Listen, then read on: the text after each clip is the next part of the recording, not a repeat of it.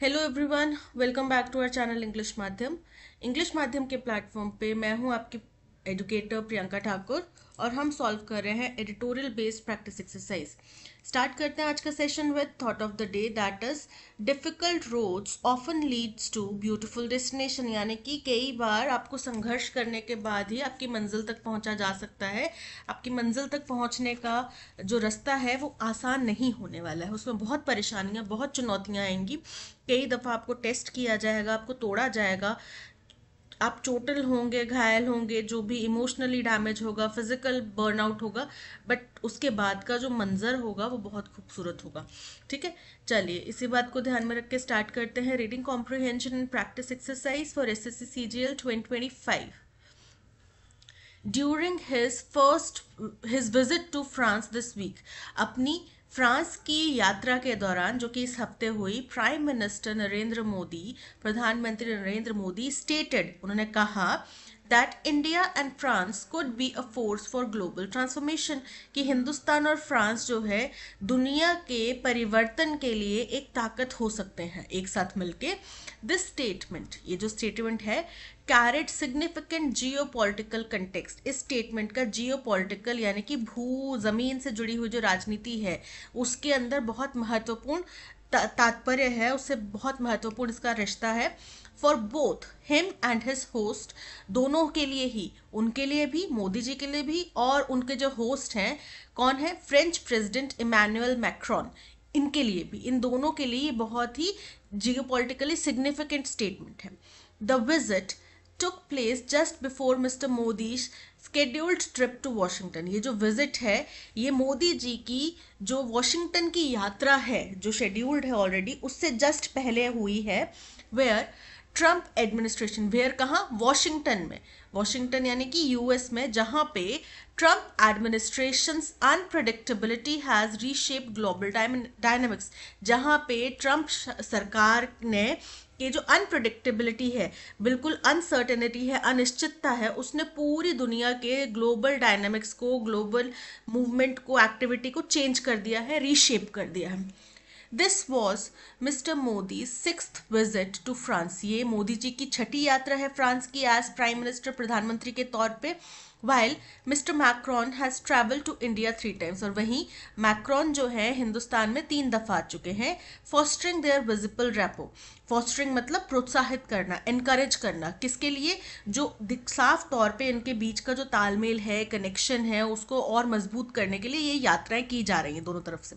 In Paris, Paris में दे cochaired the AI action summit, को chaired मतलब कि एक साथ उसमें भाग लिया, एक साथ उसके हेड थे, जो भी मीटिंग हुई, समिट हुआ, उसके हेड थे। They cochaired the AI action summit before travelling to Marseille, जहाँ पे मार्सेल जगह है एक, वहाँ पे वो गए। यहाँ पे हमारे इंडिया का इतिहास बहुत जो एक स्ट्रॉन्ग कनेक्शन है, वीर सावरकर जी किसी जहाज़ के ज़रिए कहीं पे ले जाए जा रहे थे, तो उनने यहाँ पे उतरने की कोशिश करी थी ब्रिटिश सरकार से बचने के लिए। तो इस, मेरे को पूरा कंटेक्स्ट पता नहीं है, पर जो थोड़ा मुझे याद है वो ये था। तो आप अगर चाहे तो इसके बारे, इस जगह के बारे में और रिसर्च कर सकते हैं, क्योंकि अभी रिसेंट यात्रा हुई है, तो इसके बारे में क्वेश्चन आ सकता है कि ये कहाँ से जुड़ा हुआ है, किस बात से जुड़ा हुआ है, या क्यों इम्पोर्टेंस रखता है।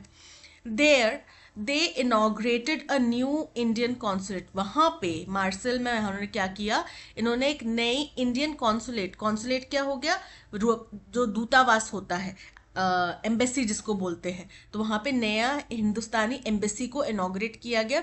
Visited a multilateral thermonuclear reactor project, और यहाँ पे दोनों ही देशों द्वारा एक मल्टीलैटरल, बहुपक्षीय थर्मोन्यूक्लियर रिएक्टर प्रोजेक्ट के ऊपर बातचीत हुई, वहाँ पे उन्होंने विजिट किया। And toured a shipping company, और एक शिपिंग कंपनी का इन्होंने टूर किया। There discussions focused on strengthening the defence partnership, यहाँ पे हमारे देश और उनके देश के बीच में जो डिफेंस की मजबूती है, पार्टनरशिप है, उसको मजबूत करने के लिए बातचीत की गई कि उसके ऊपर फोकस होना चाहिए। रिव्यूइंग, रिव्यू करना मतलब कि किसी चीज़ को पूरी तरीके से जांचना, पुरानी जो भी गलतियां हैं उन चीज़ों को देखना, रीअसेस करना। तो रिव्यू किया गया deals on missiles, helicopters and jet engines, इनके ऊपर जो भी डील्स हुई हैं उनको रिव्यू किया गया। India also offered Indian made rocket launchers. Hindustan ने Indian made rocket launchers भी ऑफर करे. Days after the Modi government announced amendments to India's nuclear liability laws, कुछ दिन बाद जब मोदी सरकार ने घोषणा करी थी कि इंडिया के न्यूक्लियर लाइबिलिटी मतलब रिस्पॉन्सिबिलिटी जो होती है, दायित्व जो होता है, उसके जो लॉज हैं उसमें कुछ अमेंडमेंट्स परिवर्तन किए जाएंगे. Both countries agreed to develop small modular reactors. दोनों ही देशों ने छोटे मॉड्यूलर रिएक्टर्स बनाने के लिए एग्रीमेंट कर दिया है. And advance the long stalled civil nuclear deal. Stalled मतलब लंबे समय से अटकी हुई, लॉन्ग मतलब लंबे समय से, स्टॉल्ड मतलब अटकी हुई. तो जो लंबे समय से न्यूक्लियर डील अटकी हुई है उसमें भी आगे कदम बढ़ा लिया है. The leaders discussed global conflicts. दोनों देशों के लीडर्स ने दुनिया में जो कन्फ्लिक्ट्स चल रहे हैं, मतभेद चल रहे हैं, उनके ऊपर बातचीत करी, including those in Ukraine and Gaza, जिसमें कि यूक्रेन और गजा का जो कन्फ्लिक्ट है वो भी शामिल है. दे also reaffirmed their commitment to advancing the India Middle East Europe Economic Corridor. आपको पता है चाइना भी अपना एक कॉरिडोर बना रहा है, वैसे ही India middle east Europe economic corridor एक बनाया जा रहा है, जिससे जो रूट है वो बहुत शॉर्ट हो जाएगा, जल्दी पहुंचा जा सकता है. ठीक है, तो किसी जो रास्ता है उसके माध्यम से जल्दी माल वगैरह ढोया जा सकता है. तो ये बनाने की कोशिश की जा रही है हिंदुस्तान की तरफ से. तो दोनों ही देशों ने अपना जो कमिटमेंट है, अपनी जो प्रतिबद्धता है कि India middle east Europe economic corridor को और आगे बढ़ाने के लिए अपनी प्रतिबद्धता को रीअफर्म करा, यानी कि दोबारा उसकी पुष्टि करी. And initiative in which both countries play a की रोल. ये एक ऐसा इनिशिएटिव है, ऐसा कदम है जिसके अंदर दोनों ही देशों का एक बहुत महत्वपूर्ण योगदान है. That is contingent on West Asian stability. जो कि कंटिजेंट मतलब निर्भर करना, जो कि निर्भर करता है वेस्ट एशिया में स्टेबिलिटी के ऊपर. ठीक है. Mister Macron referred to India and France as two great powers that are closely aligned. Mister Macron ने जब अपना भाषण दिया, अपनी बात रखी, तो उन्होंने इंडिया और फ्रांस को दो बहुत महान शक्तियों के तौर पे कहा, जो कि एक दूसरे से बड़े क्लोजली रिलेटेड हैं, अलाइंड हैं, एक दूसरे के साथ में रिलेटेड हैं. emphasizing that while they seek stronger engagement, emphasize करना मतलब जोर देना, किस बात के ऊपर, that while, जबकि ये दोनों चाहते हैं और stronger engagement और stronger रिश्ते with the US and China, कि US और चाइना के साथ में रिश्ते और मजबूत हों. neither wishes to be dependent on any one power. लेकिन ये दोनों ही देश साथ में ये भी चाहते हैं कि हम किसी एक जो सुपर पावर कंट्री है उसके ऊपर निर्भर ना रहे, या किसी दो सुपर पावर कंट्री के ऊपर निर्भर ना करें. अब देखो पूरी दुनिया भर की जियो पॉलिटिक्स जो है यूएस के ऊपर निर्भर कैसे करती है कि यूएस में ट्रंप के आने के बाद में पूरी दुनिया में उथल पुथल हो चुकी है, और इस वक्त ट्रंप के पास में इतनी पावर है कि वो जिस भी देश में चाहे उसकी पूरी इकोनॉमी को डाइवर्ट कर सकते हैं, चेंज कर सकते हैं. और उसमें अब वो खुद भी एक बिजनेसमैन है, और उन्होंने इलॉन मस्क को भी शामिल कर लिया है, जिनको भी इतनी पावर दे दी गई है, जो एक जनता द्वारा चुने गए व्यक्ति नहीं है, बट फंड्स, पैसे के माध्यम से और पॉलिटिकल पावर के माध्यम से वो इतने शक्तिशाली हो गए हैं कि वो किसी भी देश की इकोनॉमी को उलट पलट कर सकते हैं. ठीक है. तो ऐसा कोई भी देश नहीं चाहेगा कि हम किसी देश के ऊपर इतने डिपेंडेंट हो जाए कि वो हमारी इकोनॉमी को चेंज कर दे, या हमारे देश की जो जियो पॉलिटिक्स है उसको प्रभावित कर पाए, है ना, हमारे देश की अखंडता को, इंटीग्रिटी को, सोवरेनिटी को नुकसान पहुंचा सके. ऐसा कोई भी देश नहीं चाहेगा. तो वही यहाँ पे कहा गया कि मैक्रोन ने भी, कि हम दोनों ही देश ऐसे हैं जो यूएस और चाइना के साथ में अपने रिश्ते तो और मजबूत करना चाहते हैं, बट साथ में हम ये भी नहीं चाहते कि हम इन दोनों देशों के ऊपर या किसी और सुपर पावर देश के ऊपर डिपेंडेंट हो जाए. ठीक है. बियॉन्ड बायलेटरल टाइज, अब द्विपक्षीय रिश्तों से भी आगे, बियॉन्ड मतलब उससे भी आगे, mister Modi's visit had broader strategic implication. तो मोदी जी की जो ये विजिट थी इसका एक बहुत व्यापक स्ट्रैटेजिक यानी कि कूटनीतिक इम्प्लीकेशन है, प्रभाव है. The leaders addressed global challenges such as climate change. दोनों देशों के लीडर्स ने ग्लोबल चैलेंजेस जो इस वक्त दुनिया में फेस किए जा रहे हैं, जैसे कि climate change, trade disruptions and the evolving risk posed bye AI, और जो एआई की वजह से जो रिस्क बढ़ता जा रहा है, उसमें जो वृद्धि हो रही है, इन चीज़ों के ऊपर डिस्कशन करा। हाउएवर, हालांकि अ की इशू, जो एक मुख्य मसला है, both sides remain discrete about, जिसके ऊपर दोनों ही साइड्स जो है डिस्क्रीट रही।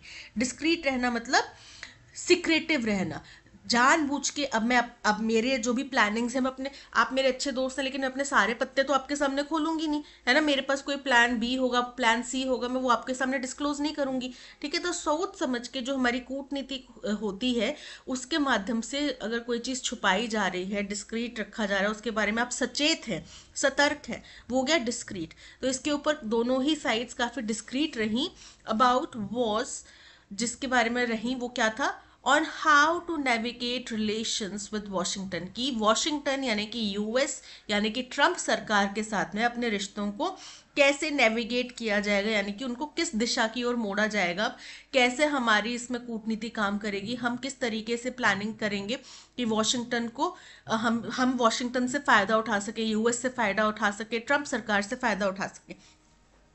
अब जाहिर सी बात है, ट्रंप सरकार भी कोई ऐसे मूर्ख से तो है नहीं कि वो आपको फायदा करने के लिए अपना नुकसान कर देंगे। तो ये यही कूटनीति होती है कि आपको किस तरीके से डिप्लोमेसी खेलनी है कि आपका भी फायदा हो मैक्सिमम, और सांप भी मर जाए और लाठी भी ना टूटे। While both leaders seek to maintain positive ties with mister Trump, जहाँ दोनों ही लीडर्स चाहते हैं कि एक पॉजिटिव रिश्ता, पॉजिटिव संबंध मिस्टर ट्रंप के साथ में मेंटेन किया जाए। They are wary of his unpredictable policies, फिर भी वो वेरी ऑफ यानी कि सावधान है, वेरी ऑफ यानी कि सचेत हैं, सावधान है उनकी अनप्रिडिक्टेबल जो पॉलिसीज है उनके बारे में, including his approach to tariffs, जिसमें कि उनकी जो टैरिफ्स के लिए अप्रोच है वो भी शामिल है, इकोनॉमिक मेजर्स भी शामिल है, and his unilateral stand on global conflicts, और जो उनका एक मत ओपिनियन है, एक तरफा ओपिनियन है दुनिया भर के कॉन्फ्लिक्ट्स के ऊपर, जिसमें कि रशिया यूक्रेन वॉर शामिल है, और साथ ही साथ इजराइल गजा वॉर शामिल है। इसके ऊपर जो उनका ओपिनियन है, उनका स्टांस है, उनका नज़रिया है, इन सब चीज़ों के ऊपर दोनों ही पार्टीज जो हैं, दोनों ही देश बहुत सचेत हैं। मिस्टर मैक्रोन ने in an interview after Modi's departure, तो मोदी जी के डिपार्चर यानी कि उनकी प्रस्थान के बाद, जब वो फ्रांस छोड़ के चले गए, उसके बाद मिस्टर मैक्रोन ने एक इंटरव्यू दिया, did not hold back in criticising US policy on Gaza, तो उसमें उन्होंने होल्ड बैक नहीं किया, यानी कि खुद को रोका नहीं, यूएस की जो पॉलिसी है गजा पे, उसके ऊपर उस यूएस को क्रिटिसाइज करने से खुद को रोका नहीं, यानी कि उन्होंने बिना कोई रोक टोक, बिना किसी झिझक के यूएस की जो गजा पे पॉलिसी है उसको क्रिटिसाइज किया। असर्टिंग, जिसमें कि ये सुनिश्चित हो जाता है, ये दृढ़ता से साफ स्पष्ट हो जाता है that what is needed there is a humanitarian operation, कि इस वक्त गाजा में एक मानवीय सहायता की ज़रूरत है, मानवीय आपको जो है कदम वहाँ पे उठाने की ज़रूरत है, not a real estate operation, ना कि वहाँ पे आपको कोई रियल स्टेट ऑपरेशन करना है। आपको पता है मिस्टर ट्रंप जो है वो रियल स्टेट के बहुत बड़े बिजनेस टाइकून है, रियल स्टेट के सबसे बड़े जो एक माने जाते हैं मजे हुए खिलाड़ी यूएस में वो हैं। तो उन्होंने यही सजेस्ट करा कि गजा से सारे लोगों को हटा दो, फिर वहाँ पे हम दोबारा से उसको करेंगे, ठीक से अच्छे से प्लानिंग करके बनाएंगे और फिर वापस ले आना लोगों को। तो ऐसा नहीं हो सकता, हो सकता है वो कल को उस जगह को अपना कब्जा करके बेचें लोगों को, बड़े बड़े बिजनेसमैन को या किसी को भी बेचें, तो वो उसको अपना अपॉर्चुनिटी देख रहे हैं। और यहाँ पे मैक्रोन कह रहे हैं कि ये आपकी कोई रियल स्टेट अपॉर्चुनिटी नहीं है, गजा में इस वक्त मानवीय सहायता की ज़रूरत है वहाँ के लोगों के लिए।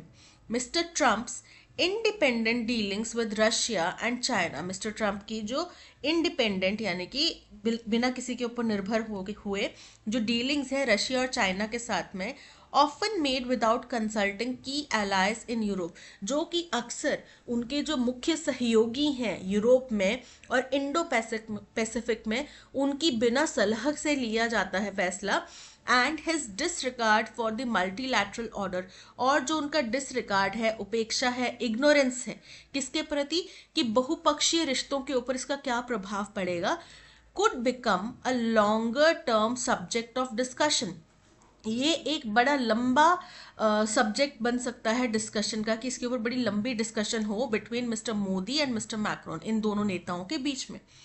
इन द मंथ्स अहेड, आने वाले महीनों में, India and France will likely find greater alignment. Hindustan और फ्रांस जो है एक दूसरे के साथ में और ज़्यादा सहयोग और ज़्यादा अग्रीमेंट्स देखेगा, चाहेगा, in their shared understanding of global challenges. जो भी उनकी समझ है एक दूसरे के साथ में, जो विचार मेल खाते हैं कि दुनिया भर में ये चैलेंजेस हैं, उनके ऊपर हो सकता है ये दोनों देश एक दूसरे के साथ सहमति जता सके, कुछ अग्रीमेंट कर सके। And their pursuit of collaborative solution, और जो उनका परस्यूट है, जो उनकी खोज है कोलैबोरेटिव, यानी कि दोनों देशों के साथ में मिलजुल के कुछ समाधान निकालने की, उस दिशा में काम कर सके। तो ये था पैसेज। आई होप आपको समझ में आया होगा। बेसिकली हुआ क्या है कि मोदी जी गए थे फ्रांस की यात्रा पे, तो फ्रांस के साथ में हिंदुस्तान के रिश्ते किस तरीके से मजबूत किए जा सकते हैं, और क्या यहाँ पे जो ट्रंप की राजनीति है उसकी वजह से इन दोनों देशों के ऊपर इंडिविजुअली भी और एज अ एलाय भी क्या फ़र्क पड़ सकता है, इसके ऊपर चर्चा करेंगे। ट्रंप की पॉलिटिक्स को क्रिटिसाइज किया गया, हालांकि वो मेन मुद्दा नहीं था।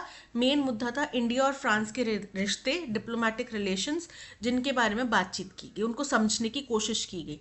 ठीक है, तो what is the tone of the passage? First है diplomatic and analytical.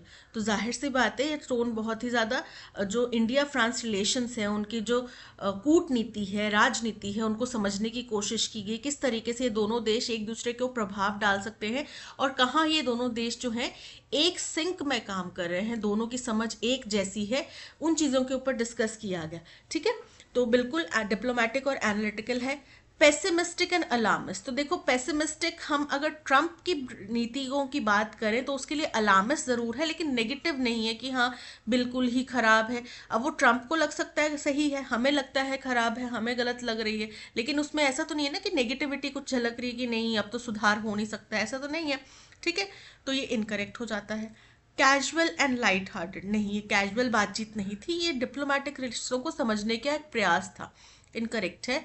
Aggressive and confrontational, यहाँ पे ऐसा भी नहीं है, हिंदुस्तान और फ्रांस के रिश्ते ऐसे नहीं हैं कि एक दूसरे के प्रति बड़े आक्रामक हो रहे हैं कि अरे तुमने ऐसे बोल दिया, तुमने ऐसे बोल दिया, नहीं तुमने ऐसे किया वैसे किया, नहीं। यहाँ पे बहुत शांति से डिप्लोमेसी का इस्तेमाल करते हुए, कूटनीति का इस्तेमाल करते हुए बातचीत हुई है, उसी को हमने एनालाइज किया है। So option A is correct.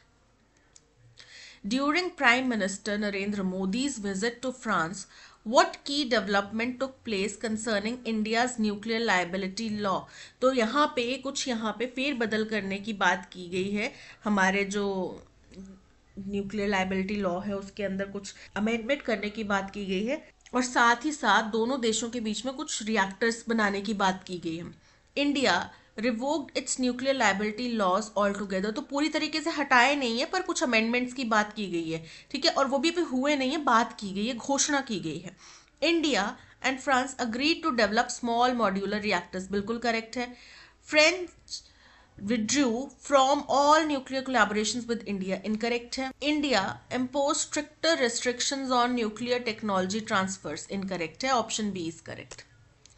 Based on the passage के अनुसार which of the following best describes the strategic approach, इनमें से कौन सी स्टेटमेंट है जो इंडिया और फ्रांस के जो ग्लोबल अफेयर्स हैं उनके ऊपर उनका कूटनीतिक जो नज़रिया है उसको बहुत अच्छे से डिफाइन करता है। तो भाई देखो, यूएस और चाइना के साथ में दोनों देश अपने रिश्ते मजबूत करना चाहते हैं, लेकिन वो ये भी नहीं चाहते कि हम पूरी तरीके से उसके ऊपर डिपेंडेंट हो जाएं, उन देशों के ऊपर डिपेंडेंट हो जाएं। ठीक है, और उसके अलावा जो कूटनीतिक रिश्ते हैं वो दोनों ने यूएस के प्रति अपने जो रिश्ते हैं वो उसको किस तरीके से आगे लेके जाएंगे, क्या उनकी प्लानिंग रहेगी, उसके बारे में कुछ भी डिस्क्लोज नहीं किया है। ठीक है, they prioritise engagement with the US and China but aim to maintain strategic autonomy, बिल्कुल करेक्ट है। अपनी इंडिपेंडेंस तो चाहते हैं ना दोनों देश, तो बिल्कुल करेक्ट है। They seek complete dependence on US for security and economic stability, incorrect है। दोनों ही देशों ने ये बात कही है कि हम अपने रिश्ते इन दोनों देशों के साथ में मजबूत करना चाहते हैं, बट साथ ही साथ हम ये भी नहीं चाहते कि हमारे रिश्ते इन देशों के ऊपर निर्भर हो जाए पूरी तरीके से। Their primary focus is solely on resolving conflicts in Ukraine and Gaza. नहीं, किसी भी देश का प्राथमिक उद्देश्य अपने देश की वेलबींग, अपने देश का अपलिफ्टमेंट, अपने देश की इकोनॉमी, अपने देश के लोग होते हैं। बाकी दूसरे देशों का जो मसले हैं वो सेकेंडरी ऑप्शन आता है। तो वैसे ही यहाँ पे जो दोनों देशों के बीच की डिस्कशन है उसमें यूक्रेन और गजा डिस्कस किया गया, लेकिन वो मुख्य उद्देश्य नहीं था। वो ऐसा नहीं था कि बस हमें यहीं का कन्फ्लिक्ट सॉल्व करना है, इसी के ऊपर हमें ध्यान देना। यहाँ पे बातचीत इंडिया और फ्रांस के रिश्तों को और मजबूत करने की गई। जब बात आई ग्लोबल पॉलिटिक्स की या जियो पॉलिटिकल कन्फ्लिक्ट्स की, तब यूक्रेन और गजा भी डिस्कस हुआ, पर मुख्य उद्देश्य वो नहीं था।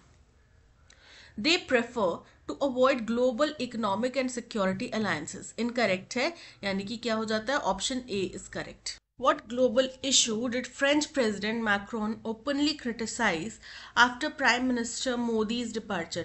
तो उन्होंने यूएस का जो गजा के ऊपर स्टैंस है, यूएस की जो इस वक्त की करंट पॉलिसी है गजा के ऊपर, उसको ओपनली क्रिटिसाइज किया।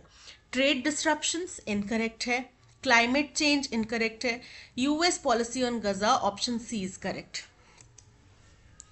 Based on the passage, what is a potential long-term concern for India and France regarding US foreign policy?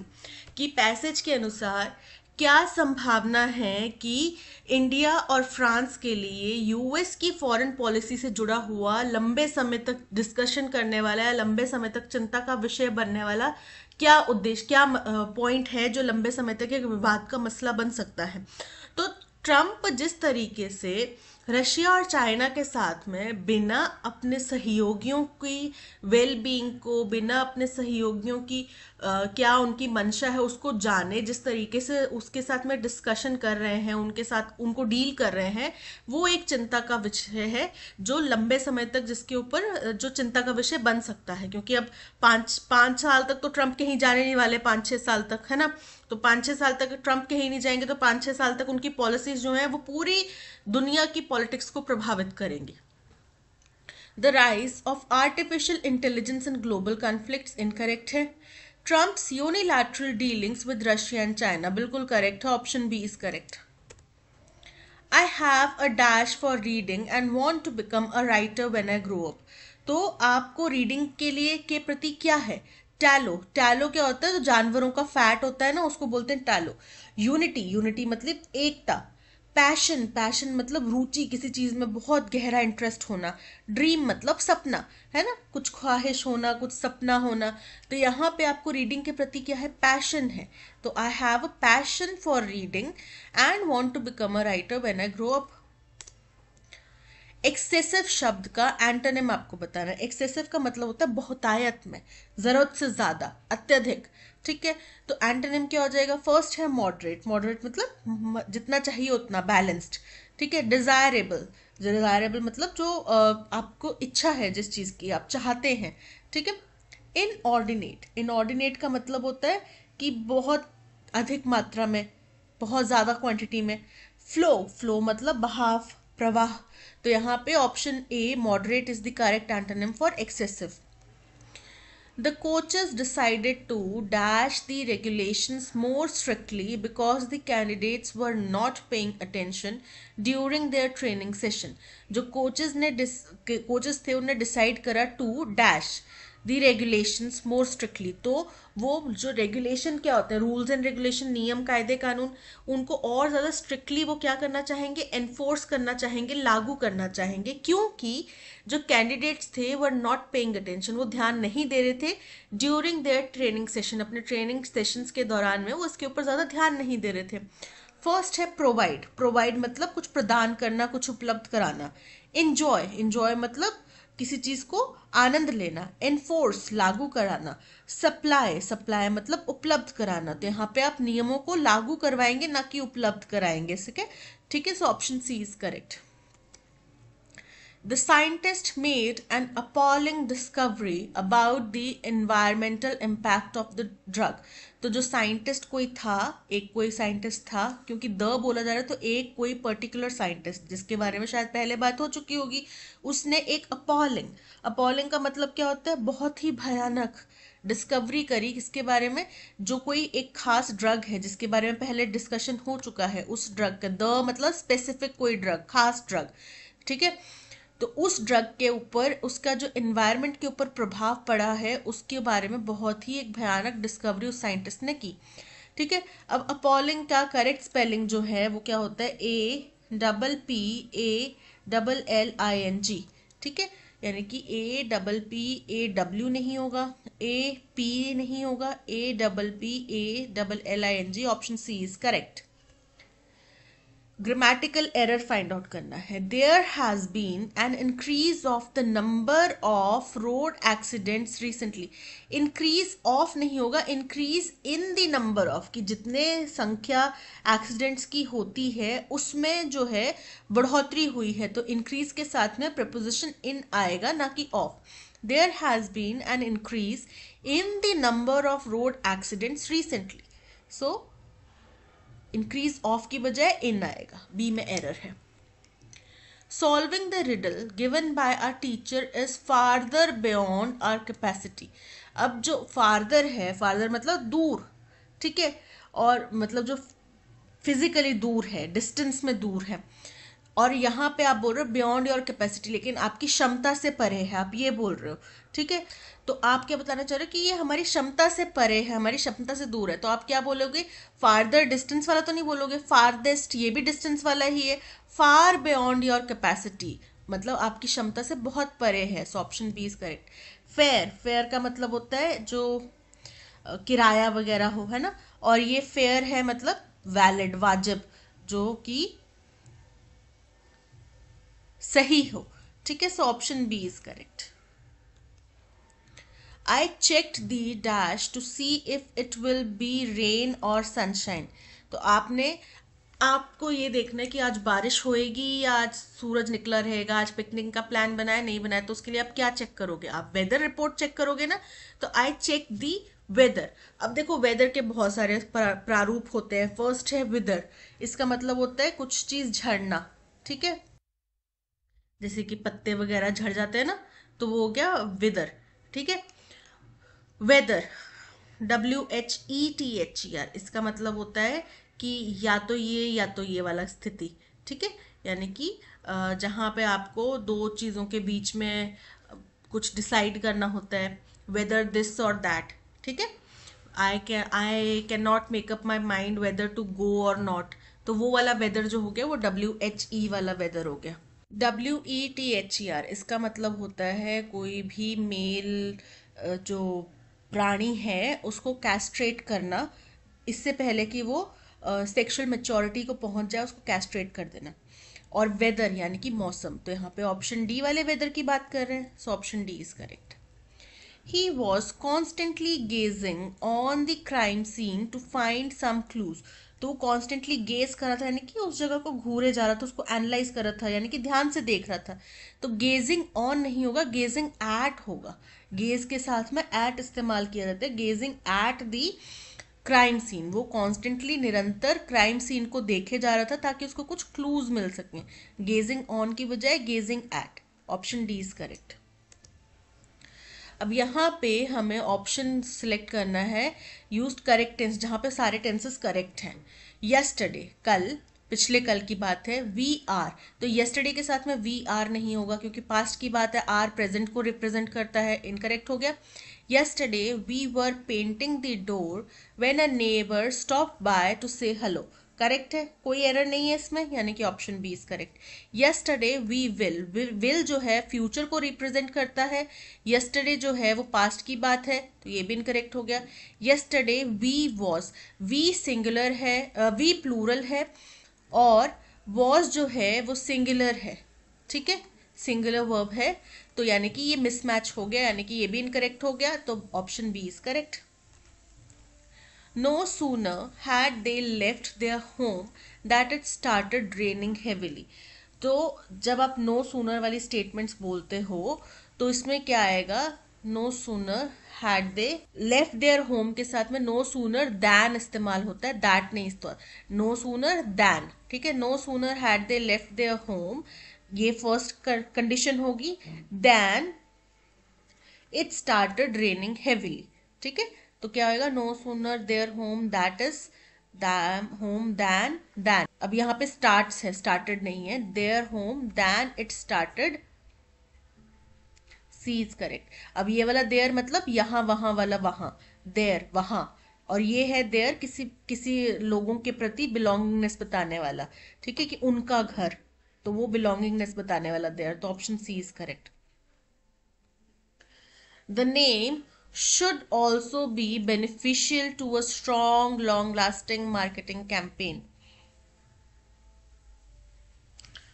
बोल रहे हैं जो नाम है वो भी बेनिफिशियल होना चाहिए एक लंबे मजबूत लंबे मार्केटिंग कैंपेन के लिए। तो बेनिफिशियल होना चाहिए यानी कि उसके अनुकूल होना चाहिए, फायदेमंद होना चाहिए। अब बेनिफिशियल का ऑपोजिट क्या हो गया?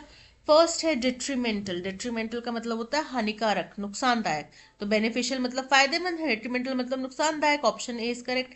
एडवांटेजियस, एडवांटेजेस अगेन फायदेमंद। कॉजल, कॉजल मतलब किसी कारण से संबंधित। डिजायरेबल इच्छित, मतलब जो आप चाहते हैं, आपकी चाहत से जुड़ा हुआ। So option A is correct.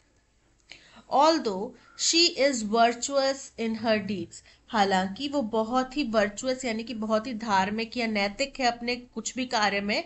People misinterpret her because of her open and bold nature, पर लोग उसको गलत समझते हैं क्योंकि वो बहुत ओपन है और उसका नेचर बड़ा बोल्ड है, यानी कि जो दिल में है वो जुबान पर है, वो प्रिटेंशियस नहीं है। हालांकि वो बहुत धार्मिक है, बहुत सही तरीके से कार्य करती है, सही गलत की परख रखती है, बट स्टिल क्योंकि वो मुंहफट है या मुंह पे बोल देती है तो फिर वो लोग उसको गलत समझ लेते हैं।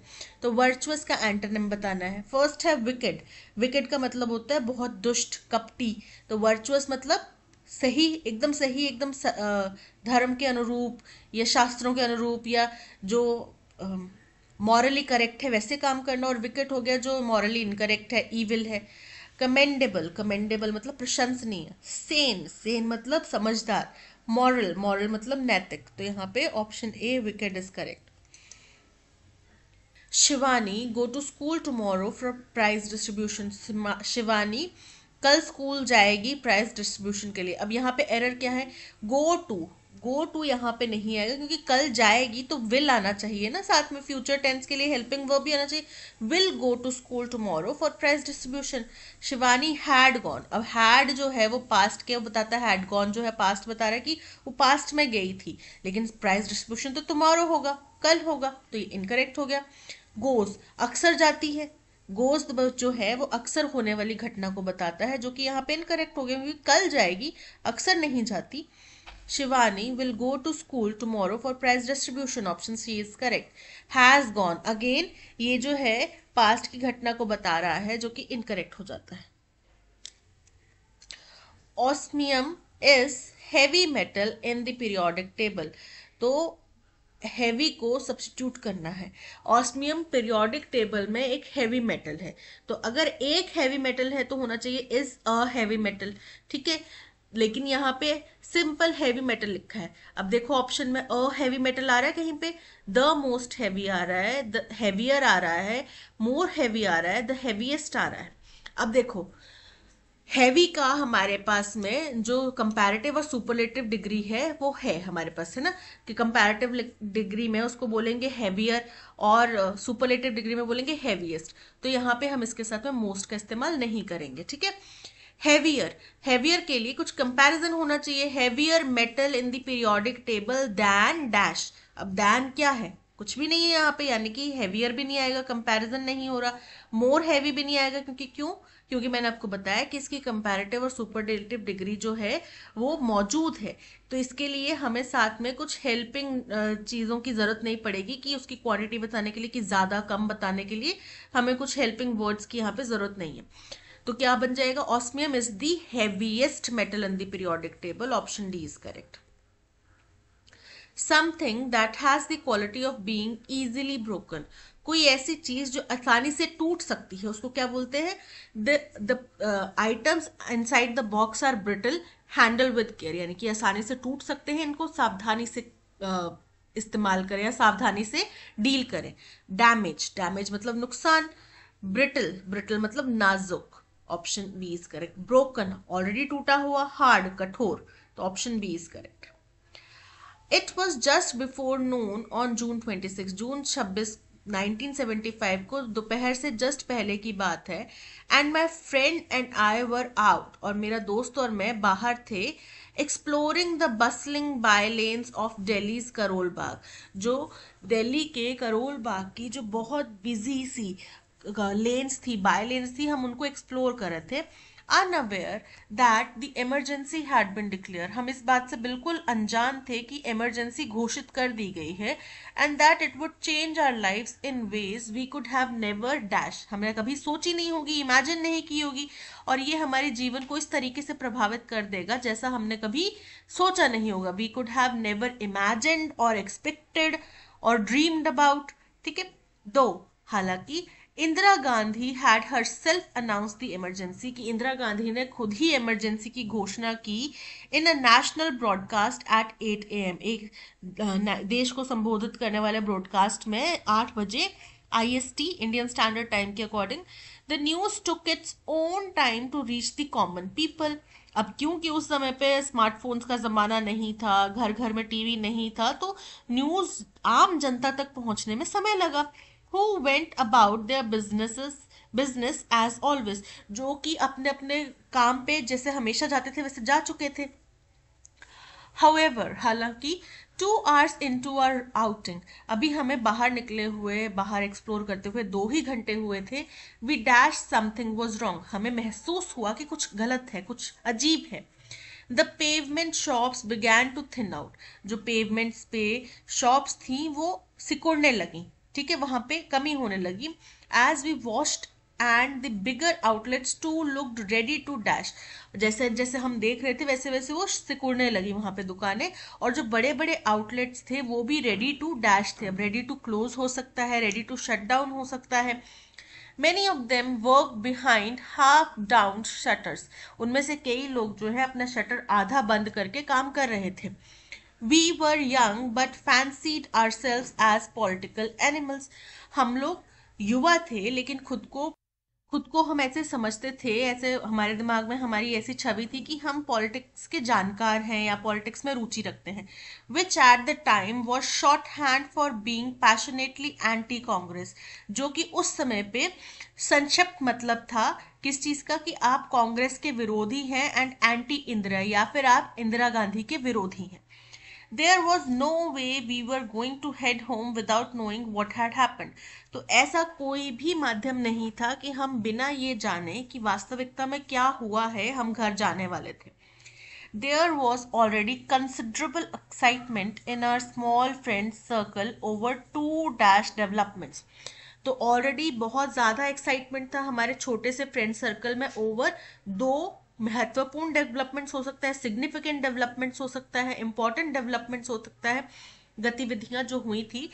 The June 12 1975 Allahabad high court ruling unseating Indira for electoral malpractices unseating, इसमें कि क्या था, 12 जून 1975 का इलाहाबाद हाईकोर्ट का फैसला जिसमें इलेक्टोरल गतिविधियों में छेड़छाड़ करने के लिए, इलेक्टोरल माल प्रैक्टिसेस के लिए इंदिरा गांधी को निष्कासित कर दिया था, उनको अपनी पावर से हटा दिया गया था। And the Congress's unexpected defeat in the state election in Gujarat, और कांग्रेस की जो एकदम अनप्रिडिक्टेबल, अनएक्सपेक्टेड, जो उम्मीद नहीं की गई थी वैसी हार थी गुजरात स्टेट इलेक्शंस में। ये 2 गतिविधियां हुई थी। The supreme court had allowed Indira to continue as prime minister, supreme court ने इंदिरा गांधी को प्राइम मिनिस्टर के तौर पे जारी रखने के लिए, अपना पदभार संभाले रहने के लिए इजाजत दे दी। But did not dash our joy, लेकिन हमारा जो खुशी है उसको नहीं किया, संबोधित नहीं किया उसको, ठीक है, हो सकता है। It was technical reprieve that did not lesson the political blow she had received, तो यहाँ पे उनको जो विक्ट्री मिली थी वो टेक्निकल टर्म्स पे मिली थी, ठीक है, उनको जो राहत मिली थी वो टेक्निकल टर्म्स पे मिली थी, जिसने कि जो उनको पॉलिटिकल नुकसान पहुंचाया उसको कम नहीं किया। मतलब वो जैसे कि इलाहाबाद हाई कोर्ट ने उनको अपने पद से हटाने के लिए बोल दिया, पर सुप्रीम कोर्ट में कुछ टेक्निकल ग्राउंड्स पे, टेक्निकलिटीज के ऊपर वो जीत गई होंगी, उनको अपना पद से कंटिन्यू करने के लिए कहा गया होगा। लेकिन इसका मतलब ये नहीं है कि उनको पॉलिटिकली नुकसान नहीं हुआ, उनकी पॉपुलैरिटी बहुत ज़्यादा घटी थी, जनता उनके अगेंस्ट में बहुत ज़्यादा आक्रोश में आ गई थी। ठीक है, तो वो चीज़ यहाँ पे कही गई। चलिए अब चलते हैं क्वेश्चन नंबर 21 पे। क्वेश्चन नंबर 21 पूछ रहा है कि it was just before noon on June 26, 1975, and my friend and I were out exploring the bustling by lanes of Delhi's Karol Bagh, unaware that the emergency had been declared and that it would change our lives in ways we could have never dashed. First है undermined. Undermined मतलब कि किसी को कमजोर समझना, नीचा समझना, कम समझना। टारगेटेड, टारगेटेड मतलब किसी के ऊपर निशाना लगाना। ठीक है। बिट्रोथ, बिट्रोथ का मतलब क्या होता है कि कोई ऐसा व्यक्ति जिसकी सगाई हो चुकी हो या किसी से सगाई करना। इमेजिन, इमेजिन मतलब सोचना। तो जैसा हमने कभी सोचा भी नहीं था, सपने में भी नहीं सोचा था, वैसा हमारी जिंदगी बदल गई इसके बाद। So option D is correct. However, 2 hours into our outing, 2 ही घंटे हुए थे अभी हमें अपनी आउटिंग के लिए, we dash something was wrong, हमें महसूस हुआ, एहसास हुआ। रिसीव्ड, रिसीव मतलब कुछ पाना, प्राप्त करना। सेंस्ड, एहसास करना। क्रिएटेड, कुछ बनाना, निर्माण करना। एंड फेंट, फेंट का मतलब होता है झूठ मूठ में दिखावा करना। तो यहाँ पे ना उनने झूठ मूठ में दिखावा किया, ना कुछ बनाया, ना कुछ प्राप्त किया, उनको सेंस हुआ, उनको महसूस हुआ कि कुछ तो गड़बड़ है। The pavement shops began to thin out as we watched, and the bigger outlets too looked ready to dash. अब पेवमेंट की जो शॉप्स थी वो बहुत सिकुड़ती जा रही थी, कम होती जा रही थी, और जो बड़े बड़े आउटलेट्स थे वो भी एकदम तैयार दिख रहे थे to dash. Open up, open up मतलब खुलने के लिए तैयार थे, तो खुलने के लिए तैयार नहीं थे, वो बंद होने के लिए तैयार थे। पॉप अप, पॉप अप मतलब अचानक से प्रकट होना। रैप अप, रैप अप मतलब बंद करना। चिकन आउट, चिकन आउट का मतलब होता है डर के कारण पीछे हट जाना। तो यहाँ पे वो बंद करने के लिए तैयार थे। Option C is correct. There was already considerable excitement in our small friend circle over two dash development. Mistakes, mistakes मतलब गलतियां। Landmark मतलब बहुत महत्वपूर्ण। प्रोडक्शन, प्रोडक्शन मतलब किसी चीज का उत्पादन। और फ्लॉज, अगेन गलतियां। तो यहाँ पे महत्वपूर्ण जो घटनाएं हुई थी उनकी बात करें ना, तो landmark developments, option B is correct. The Supreme Court had allowed Indira to continue as Prime Minister, but that did not dash our joy. That did not first है adopted. Adopted मतलब किसी को गोद लेना या अपनाना। Dampen, dampen मतलब कम करना किसी एहसास को। तो उसने हमारी खुशी को कम नहीं किया। क्यों कम नहीं किया? क्योंकि टेक्निकली बेशक वो जीत गई हो, पर पॉलिटिकली उनको बहुत बड़ा झटका लगा था। यानी कि ये जो जो भी राइटर हैं वो इंदिरा गांधी के विरोधी थे, उनकी पॉलिसी से ताल्लुक नहीं रखते थे, तो वो चाहते नहीं थे कि वो प्राइम मिनिस्टर बनी रहे। बट वो प्राइम मिनिस्टर फिर भी बरकरार रही, पर उनकी खुशी कम नहीं हुई क्योंकि उनको पॉलिटिकली बहुत बड़ा झटका ऑलरेडी लग चुका था। डैम्पन। मैग्नीफाइड, मैग्नीफाइड मतलब किसी को बढ़ाना। डिमिनिश, डिमिनिश मतलब किसी को कम करना या कम होना। तो यहाँ पे खुशी को कम करने की बात की जा रही है। Option B is correct. That's all, आज के सेशन में इतना ही। Thank you so much for watching. अगर आपको कंटेंट पसंद आया हो तो आप लाइक, शेयर और सब्सक्राइब जरूर कीजिएगा। मिलते हैं नेक्स्ट सेशन में। Till then keep learning and keep practising. Bye bye.